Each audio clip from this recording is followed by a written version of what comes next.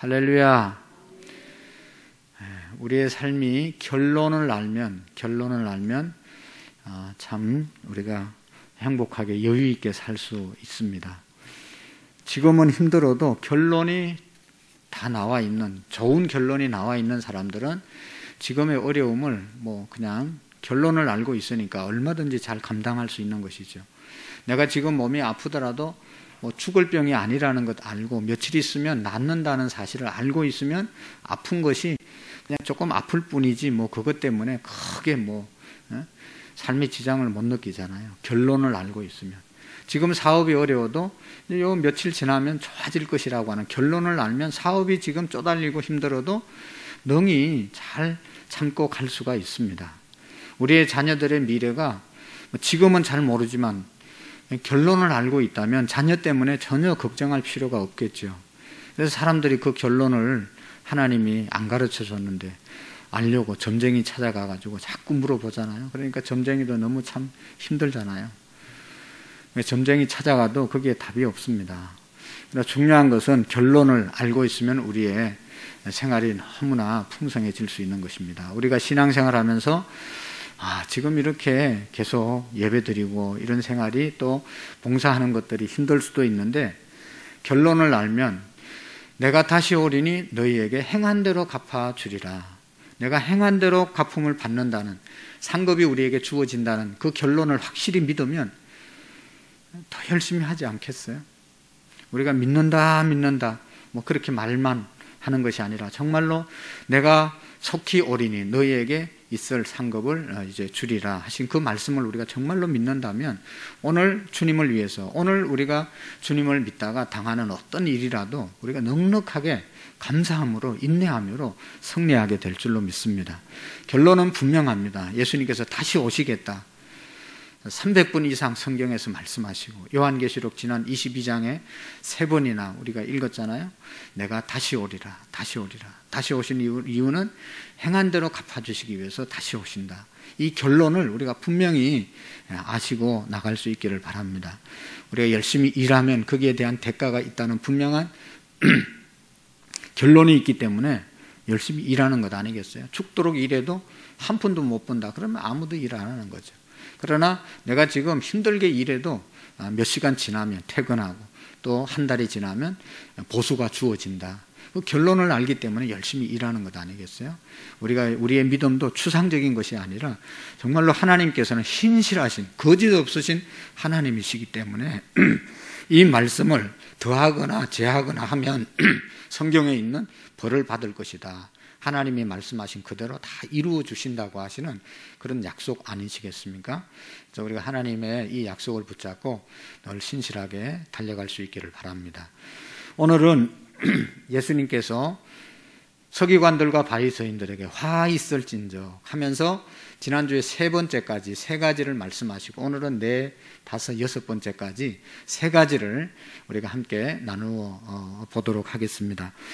예수님이 화 있을진적이라고 말한 그 말의 뜻은 너희들에게 화가 있다, 너희들에게 저주가 있다, 너희들을 벌하겠다 그런 말보다는 빨리 이런 일에서 돌아서라, 화를 받지 않기 위해서 돌아서서 복받는 자가 되라고 하시는 그런 말씀으로 이 말씀을 주신 것이라는 것이죠. 서기관들과 바리새인들이 이런 일 저런 일 잘못했으니까 너희들은 끝났다 그 말이 아니라 지금도 말씀하신 이유는 지금이라도 돌이키면 얼마든지 하나님의 축복 가운데 세워질 수 있다. 오늘 새벽에 신명기 30장 말씀 여호와께로 돌아오면이라는 말을 여러 번 말씀했습니다. 돌아오면 생명과 번영과 너희들이 거할 땅에서 복을 받을 것이다. 돌아오는 것, 그것이 회개라고 그랬죠. 잘못을 뉘우치는 것, 단계, 첫 번째 회개의 단계이고 두 번째는 하나님께로 돌아오는 단계가 두 번째 단계이고 돌아와서는 하나님의 말씀을 청종하고 그대로 지키는 것, 이것이 진정한 회개라고 말씀을 드렸습니다. 그렇게 회개하는 자에게 하나님께서 복을 주신다. 오늘도 이 마태복음 23장은 화 있을진적 이런 말을 많이 예수님이 하셨기 때문에 참 부담스러운 말씀일 수 있는데 하나님은 우리를 그렇게 화 있을진적 저주하기 위해서 이 말씀을 주신 것이 아니라 이런 일에 있으면 해당되면 돌아오면 산다, 돌아오면 복을 주신다 하는 그런 취지에서 7가지 화 있을진적 지적하면서 말씀합니다. 예수님께서 말씀하실 때마다 늘 앞에서도 우리가 산상부훈을 함께 했는데 귀 있는 자는 들을지어다. 우리가 그 말의 뜻을 잘 우리 인식하고 이렇게 들을 수 있기를 바랍니다. 오늘 성경의 말씀에 보면 예수님은 언제나 내용보다 형식을 좋아하는 사람들, 내용보다 형식을 좋아하는 사람들, 영적인 것보다 세속적인 것을 좋아하는 그런 사람들을 경계하는, 그것을 경계하라고 하시는 그런 말씀을 하고 있는 것입니다. 왜냐하면 참된 신앙이라고 하는 것은, 정말로 하나님을 믿는 참된 신앙은 사람에게 잘 보이는 것이 아니라 하나님께 잘 보이고, 사람에게 하는 것이 아니라 하나님께 하는 것이 진정한 신앙이기 때문인 것이죠. 그래서 하나님 앞에서 하는 것입니다. 우리가 예배하실 분은 오직 하나님 한 분밖에 없는 것이죠. 하나님께 예배하는 저와 여러분들이 되기를 원합니다. 그러나 우리는 신앙생활 하면서 눈에 드러나는 것, 또 보이는 사람, 우리가 무시할 수 없죠. 그래서 거기에 신경 쓰다 보면 나도 모르는 사이에 외식적인 신앙이 되기 때문에 예수님께서 이것을 경계하시고 그렇게 한 데서 돌이키라고 하시는 그런 사랑의 말씀을 날카롭게 우리에게 지적해 주는 것입니다. 우리가 지금은 참된 신앙의 생활을 한다고 애를 쓰지만, 그러나 어느 순간 나도 모르는 사이에 외식적인, 내용은 없어지고 형식만 남는 그런 신앙생활을 하기가 십상이기 때문에 계속해서 말씀하시는 겁니다. 그래서 우리가 늘 하는 말에 뭐가 있습니까? 초심을 잃지 말자. 처음처럼 계속해서 그렇게 했으면 시, 종, 여일한 신앙생활, 그것이 신실한 것인데 하나님은 신실하신 분이기 때문에 우리도 그렇게 할 것을 예수님께서 말씀하고 있는 것입니다. 오늘 여기 말씀해 보시면 먼저 23절 한번 읽어보시겠습니다. 시작. 화 있을진적 외식하는 서기관들과 바리새인들이여, 너희가 박하와 회향과 건채의 11조를 드리되 율법의 중한 정의와 긍휼과 믿음을 버렸도다. 그러나 이것을 행하고 저것도 버리지 말아야 할지니라. 아멘. 11조에 대해서 말씀하잖아요. 11조. 여러분 시험 들지 마시고 11조 안 하시는 분은 하면 시험에 안 드는 겁니다. 뭐 또 시험에 들 이유가 없는 거죠. 예수님께서 지금 이 11조에 대해서 말씀하고 있는데, 이 사람들은 바리새인들과 서기관들과 바리새인들은 11조를 여기 보시면 너희는 박하와 회향과 건채 11조를 드리되, 이 박하, 회향, 건채 이것은 약초입니다. 약초. 그죠? 뭐 자세히 우리가 알 필요도 없고 이런 약초의 종류들인데, 이런 것들을 수입해서 이제 팔아서 돈이 되면 거기에 대한 11조도 내고, 또 그건 사실은 이제 부업으로 하는 겁니다. 그리고 주업은 농사 짓고 뭐 목축을 하고 이렇게 해서 이제 수입의 11조를 하나님께 드리는데, 대부분의 이스라엘 백성들은 이제 이런 것들은 그냥 부수입이기 때문에 11조를 안 드렸습니다. 그냥 일반적인 농사와 또 목축과 자기의 주업으로 받아 수입하는 거기에만 11조를 드렸는데, 서기관들과 바리새인들은 부업으로 채취해서 팔아서 수입이 된 것, 이것까지도 11조를 드렸단 말이죠. 그러니까 보통 사람보다 훨씬 더 철저하게 11조 생활을 했던 사람들입니다. 왜 11조를 했는가 하면 신명기 14장 22절 우리 한번 찾아보시겠습니다. 신명기 몇 장이요? 14장 22절, 구약성경 신명기 14장 22절, 14장 22절 시작. 너는 마땅히 매년 토지의 소산의 11조를 드리되, 아멘. 너는 마땅히 매년 토지 소산의 11조를 드릴 것이며, 11조 드리라고 그랬죠. 그 앞에 레위기가 있죠. 레위기 민수기 앞에 레위기 27장 30절 말씀 한번 보시겠습니다. 27장 30절 말씀. 여기 보시면 다 같이 그리고 그 땅의 10분의 1 곧 그 땅의 곡식이나 나무의 열매를 그 10분의 1은 여호와의 것이니 여호와의 성물이라. 아멘. 11조를 드리라고 그랬죠. 창세기 보면 아브라함이 처음 11조를 드립니다.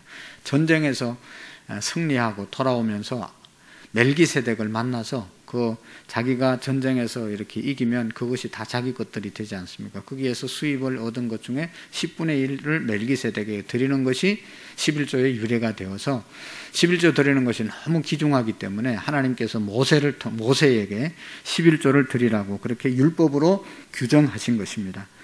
이 11조가 이제 쓰임 받는 곳은 그 당시에 성막에서 일하는 제사장들의 생활비로 쓰라고 그렇게 하셨고, 또 이제 요즘 말로 말하면 교회를 이제 하나님의 나라를 복음을 전하는 그런 일에 사용하려고 11조를 드리게 된 것이죠. 하나님의 일을 위해서 쓰는 그런 헌금, 그것이 바로 11조입니다. 그런데 오늘 예수님께서 이 11조 드리는 바리새인들과 서기관들의 땅의 소산 드렸을 뿐만 아니라 건채와 박향과 또 여기 회양을 하나님께 11조로 드렸습니다. 너무 하나님을 철저하게 섬기기 때문에 이렇게 11조를 했던 겁니다. 이것은 마치 뭐와 같은가 하면 우리가 이제 월급을 받아도 11조를 딱딱 드리잖아요. 그런데 월급 받은 거 외에 다른 데서 또 수입이 생기는 경우가 있잖아요. 결혼식을 했다. 축의금이 들어왔다. 거기에서 11조 내고 안 내도 되는, 다른 사람은 전혀 생각지도 않은 거기에 대한 11조도 철저하게 드린 사람들이라 그런 뜻입니다. 지극히 작은 것, 평소에 생각지도 않은 그러한 것에까지도 11조를 엄격하게 드린 그런 사람들이죠. 너무 잘하는 것이죠. 그러나 문제가 있습니다. 예수님께서 지적하신 것은 그것을 하지 말라 그런 게 아니고, 너무나 잘했지만 예수님께서 하시는 것은, 말씀하시려고 하는 뜻은 이런 박하와 회향과 건채 11조를 드리되 더 중한 의와 긍휼과 신을 버렸도다 하는 것이 문제죠. 더 중한 바 정의와 긍휼과 믿음을 버렸도다. 그러나 이것도 행하고 저것도 버리지 말아야 할 것이니라 말씀하고 있습니다. 철저하게 11조 생활을 한 것, 그건 잘못된 것이 아니다 라고 말씀하시면서 더 중요한 것이 있는데 그걸 들으면서 율법의 정신을 잊지 말라 하신 것이죠. 정의와 긍휼과 믿음을 버리면 안 된다는 것이죠. 정의, 하나님의 공의, 또 하나님의 긍휼은 사랑, 믿음은 신의, 이것을 버리면 안 된다. 이것을 갖고 11조 생활을 해야 된다 말씀하는 것이죠. 그래서 여기 보면 먼저 정의에 대해서, 율법의 정신이 정의가 있습니다. 공의. 우리가 율법에서 가장 중요한 것은 내 신앙이 하나님 앞에서 정의로운가, 공의로운가, 정말로 내가 하나님 앞에서 거짓이 없는 그런 신앙의 생활인가 하는 것을 물어보라는 것이죠. 기도하고 찬송하고 헌금하는 것, 그런 거 말고 내 안에 정말로 하나님 앞에서 하나님께 정직한가, 그것을 물어보는 겁니다. 내 안에 하나님 앞에서 거짓은 없는가, 위선은 없는가 하는 것입니다. 우리의 마음을 우리밖에, 또 하나님밖에 모르는 거죠. 우리는 다 아무리 기도를 많이 해도, 여러분, 다른 사람의 마음을 어떻게 그렇게 속속에 알 수 있겠어요? 그러나 하나님은 다 보신다는 것이죠. 우리의 마음이 얼마나 엄난하고 더럽고 거짓 있고 탐욕스럽고 업무와 술수가 가득한 것을 하나님은 다 보시고 아신다는 것이죠. 겉으로 구제하고 동정하고 있지만 하나님은 그 겉만 보는 것이 아니라 그의 속, 마음, 동기도 함께 보시는 분이시다 하는 것입니다. 우리 교회가 너무 감사한 것은 어려울 때도 찬송을 통해서, 찬양을 통해서 너무 우리의 신앙을 더욱 불러일으키고 뜨거워지는 건 너무 귀중하고 잘하는 것이죠. 찬양하는 것 너무 귀중한 것인데 찬양하는 마음을 하나님이 보신다 하는 것입니다. 그런 얘기 하더라고요. 요즘 애들이 마스크를 쓰니까 찬송을 부르는지 안 부르는지 전혀 모르겠다고. 누구는 아세요? 하나님은 아시죠. 자기도 알고 하나님도 알고. 이게 가려져 있으니까 입을 끄뻥끄뻥 하는지 안 하는지 뭐 모르잖아요. 하나님은 다 아신다는 것이죠. 내 신앙이 깊은 곳에 정직이 있는가, 순결함이 있는가, 아니면 나쁜 동기나 열등감에서 원망과 불평과 수근수근함이 없는가. 내 신앙의 진면목이 남이 보는 것이 아니라 하나님께서 보시는 하나님 앞에서 우리의 신앙의 생활을 해야 된다. 그것이 바로 그런 마음으로 11조를 드리는 것이 정의인 것이죠. 두 번째 여기 보면 진정한 신앙 우리가 드릴 자세는 긍휼이라고 말씀하고 있습니다. 긍휼은 하나님의 마음, 불쌍히 여기는 마음, 사랑의 마음을 말하는 것이죠. 우리가 고린도전서 13장에 보면 사랑은 오래 참고 하면서 내 몸을 불사르게 내어줄지라도 사랑이 없으면 울리는 괭가리와 징이 될 것이고 라고 하는 그런 말씀이 있잖아요. 정말로 우리 집을 팔아서 구제하고 내 모든 것을 바쳐서 구제하고 너무나 중요한 것이죠. 그러나 그 구제하고 돕는데 하나님의 마음, 긍휼의 마음으로 했는가, 이것이 더 중요하다는 것이죠. 오늘 우리 그리스도인들에게 있어서 가장 무서운, 범하기 쉬운 죄는 냉랭함, 무관심입니다. 무관심하고 그냥 자기밖에 모르는 그런 마음, 이것이 경계해야 될 것이죠. 우리 신앙 깊은 곳에 하나님의 마음, 하나님의 눈물이 있어야 된다는 것입니다. 사랑이 있고 긍휼이 있는 신앙의 생활, 이것이 진정한 11조를 드리는 만큼 중요한 마음의 자세인 것이죠. 하나님의 마음, 긍휼의 마음이 우리에게 있어야 되는 것이죠. 여러분, 부모님이 자식을 볼 때 잘못되어 가면 얼마나 마음이 아픕니까? 다른 자식은 뭐 이렇게 저렇게 잘못돼도 자기 자식이 잘못되면 너무너무 피눈물 나고 아프잖아요. 하나님은 모든 사람을 바라볼 때 그런 마음으로 바라보신다는 것이죠. 오늘 우리가 11조를 온전히 드렸다.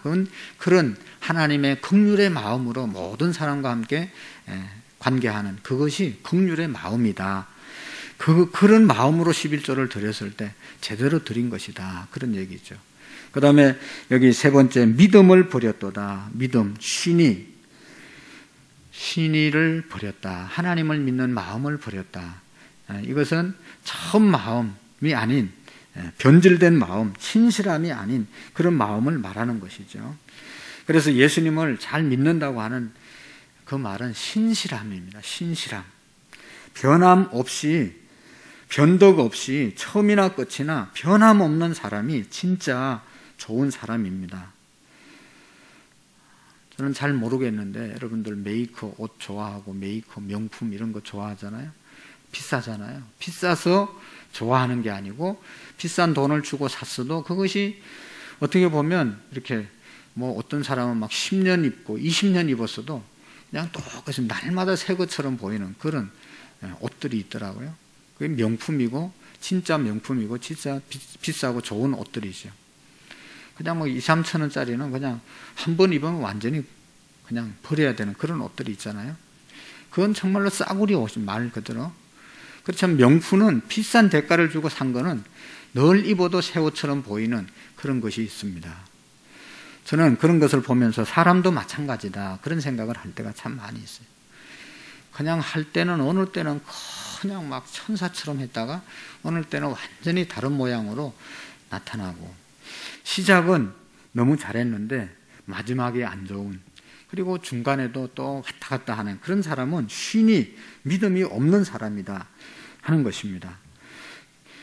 한 길 가는 사람, 환경이 고통이 올지라도 폭풍이 내리고 천둥이 치고 지진이 날지라도 변하지 않는 믿음, 이것이 진짜 믿음이 아니겠습니까? 예수님께서 마지막 날이 되면 믿는 자를 보겠느냐. 요즘은 정말로 믿기가 이제 교회 다니고 복음 전하기가 너무 어려워진 그런 이제 우리 사회가 되어버렸습니다.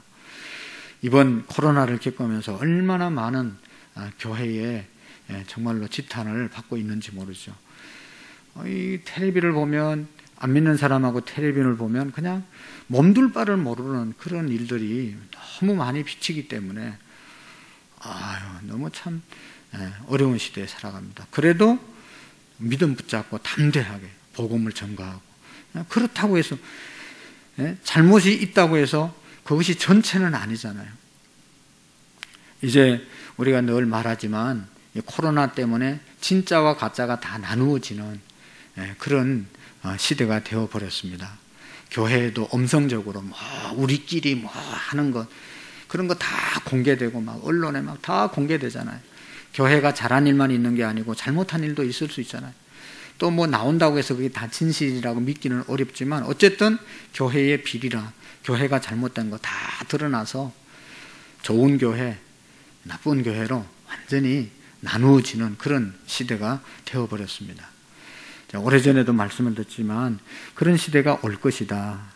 교회가 우리끼리만 이렇게 저렇게 하고 그런 거 이제는 통하지 않는 시대가 되었습니다.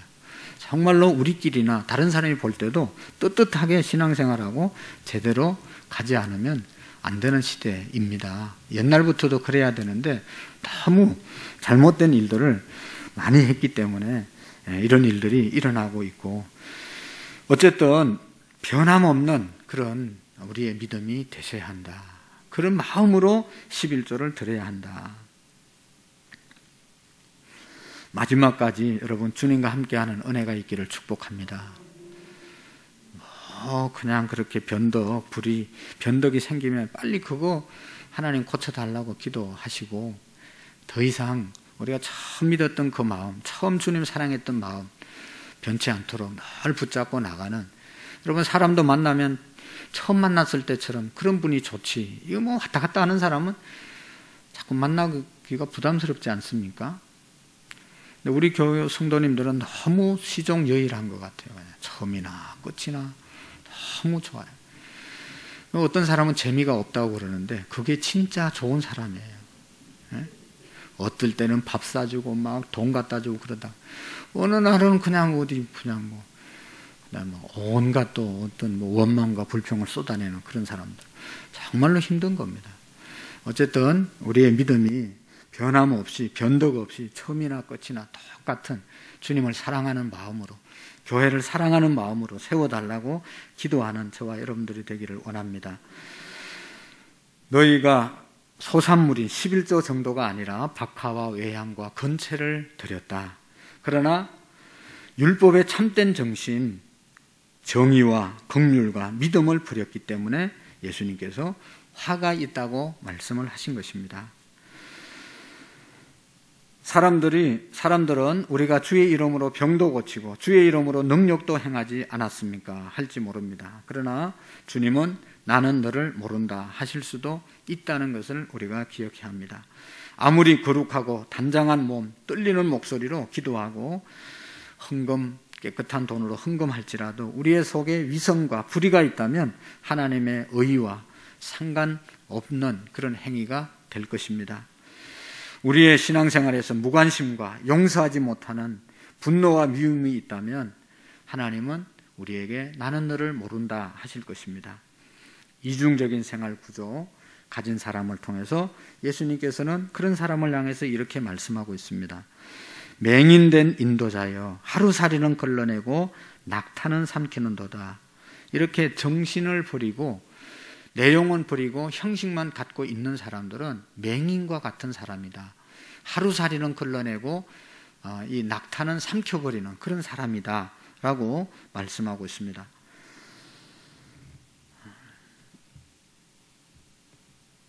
그 다음에 여기 보시면 예수님께서 이것도 행하고 저것도 버리지 말아야 할지니라 말씀하고 있잖아요. 이것도 행하고 저것도 버리지 말아야 한다. 예수님은 소산의 11조뿐만 아니라 박하와 회향과 건채 11조까지 내는 그런 신앙이 잘못됐다. 절대로 아닙니다. 철저하게 하는 신앙 예수님께서 잘못됐다고 말하지 않았습니다. 그것도 지키고 이것도 버리지 말아야 할지니라 말씀하고 있는 것입니다. 남보다 철저하게 신앙생활하고 헌금생활하고 전도생활하고 여러 가지로 하는 일, 이건 절대로 잘못된 일이 아니라 하나님의 축복받을 일입니다. 이것이 절대로 잘못된 것이 아닙니다. 그러나 이것도 다 행하고 그 정신도 헤아리라고 하는 그런 말씀이시죠. 어떤 사람들은 신약 성경에는 11조 안 해도 된다고, 11조에 대한 얘기가 없다, 그래서 안 해도 된다 말하는 사람들이 있는데요. 그러나 예수님은 그것도 해야 한다. 구약 시대보다 더 철저하게 우리가 11조를 하고 율법을 지키며 살아야 된다는 것입니다. 여러분, 우리가 월급의 11조뿐만 아니라 또 다른 데서 들어온 11조도 우리가 드릴 뿐만 아니라, 그것뿐만 아니라 내 생명까지도 바치는 것은 너무나 귀중한 일이고 너무나 믿음이 좋은 것입니다. 하나님께서 거기에 대해서 분명히 보상해 주십니다. 또 한편으로 그것을 드리는 정신, 공의와 사랑과 신실함이, 변함없는 그 믿음이 우리에게 있어야 된다고 하는 말씀이시죠. 그래서 그렇게 이 형식은 지키고 내용은 버린 그들을 향해서 24절 말씀을 한번 읽어보시겠습니다. 시작. 맹인된 인도자여, 하루살이는 걸러내고 낙타는 삼키는 도다. 아멘. 서기관들과 바리새인들을 향해서 별명을 붙여줍니다. 그들을 향해서 뭐라고 그러죠? 맹인된 자다. 맹인된 자. 앞을 보지 못하는 자다. 앞을 보지 못하는 자가 인도자가 되면 어떻게 되는 거죠? 그 사람을 따라가는 사람들은 어떻게 되는 거죠? 다 맹인이 인도하는 데로 가서 맹인이 시궁창에 빠지면 따라갔던 사람도 다 시궁창에 빠지고 이렇게 되는 것 아니겠어요? 잘못된 사람이 인도하면, 잘못된 교리를 가지고 인도하는 사람을 따라가면 다 잘못된 곳으로 갈 수밖에 없는 것이죠. 이 율법은 알고 정신을 모르는 사람이 인도하는 곳으로 가면 다 그렇게 되어진다는 것이죠. 눈먼 사람과 같이 되어진다. 이 세상에서 가장 불행한 사람이 있다면 자기가 소경인 줄도 모르고 지도자가 되고 안내자가 된 사람들입니다. 소경이 소경을 인도하면 결국은 다 사고가 나게 되어 있는 것 아니겠어요? 잘못된 신학을 하고 잘못된 신앙관을 가진 사람을 따라가면 다 잘못된다는 겁니다. 그러니까 이 사람이 똑바른 사람인지 아닌지를 우리가 기도하면서 잘 분간하셔야 됩니다. 나한테 잘해준다고 해서 그게 계속 잘해주는 게 아니에요. 잘못된 사람은 언젠가 지금 잘해주는 수천만 배로 나에게 피해를 입히는 사람이잖아요. 그러니까 정말로 참 제대로 된 사람을 우리가 따라가야지, 나한테 좀 잘해준다고 거기에 따라가고 그러면요, 원래 잘해주는 사람은 또 목적을 가지고 접근하는 사람이 많이 있어요. 그래서 그런 사람들을 조심해야 되는 거 아니겠어요? 너무 친절하게 해주는 사람들, 너무 조심해야 될 사람들입니다. 이제 얼마 전에 우리 이 안산에서 아동 성 착취 무슨 이런 거 한 목사가 또 텔레비에 나오고 얼마나 언론에서 떠들었는지 알잖아요.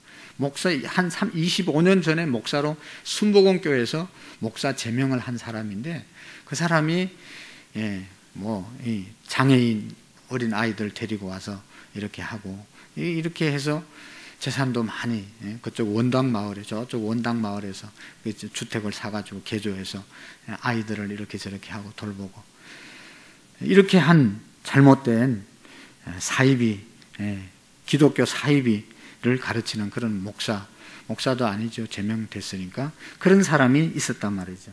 문제는 뭔가 하면 그 사람을 따라간 성도들이 있다는 것이죠. 그러니까 이게 맹인이 인도하는 대로 따라가서 금방은 얼마나 좋았겠죠.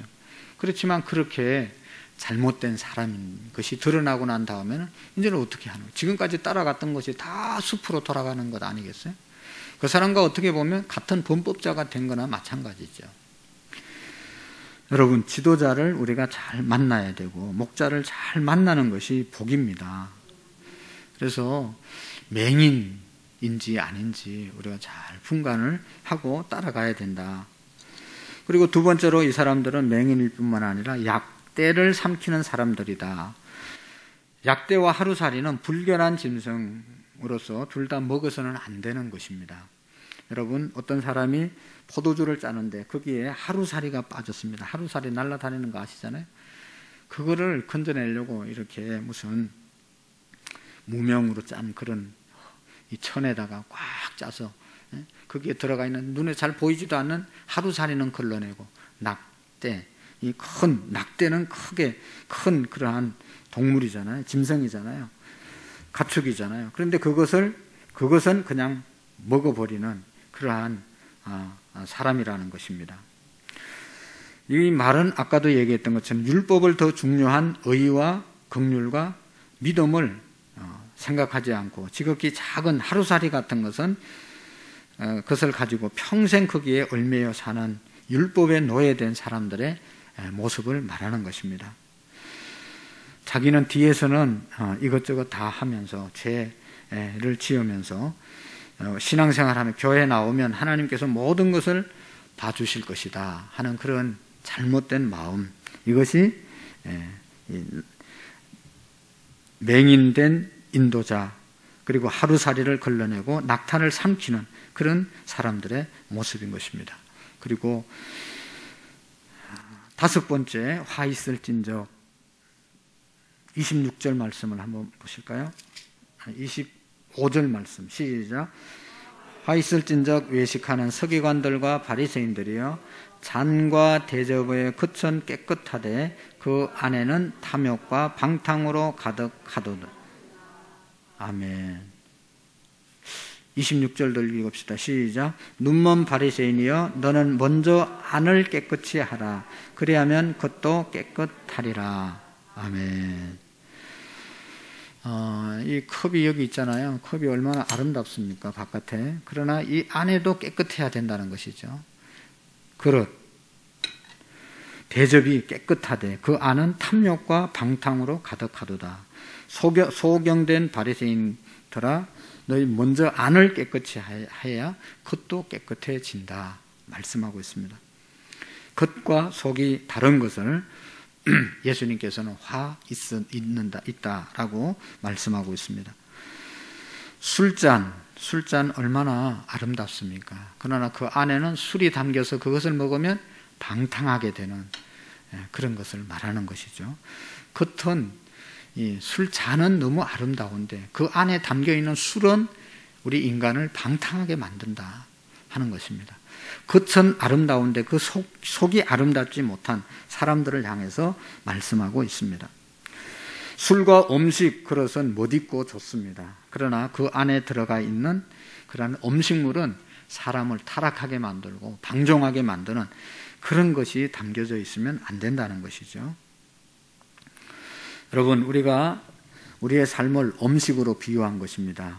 삶의 겉모습은 화려하고 멋있지만 마음속에는 끊임없는 방탕과 여기 탐욕으로 가득 찬 그런 사람들을 말하는 것이죠. 예수님의 이름으로 자기 야망과 명예욕을 채우는 그런 사람들을 말하는 것입니다. 이러한 신앙에 대해서 예수님은 화 있을 것이다 말씀하셨습니다. 여러분, 어떻게 하면 우리가 이 예수님의 말씀대로 살아갈 수 있을까요?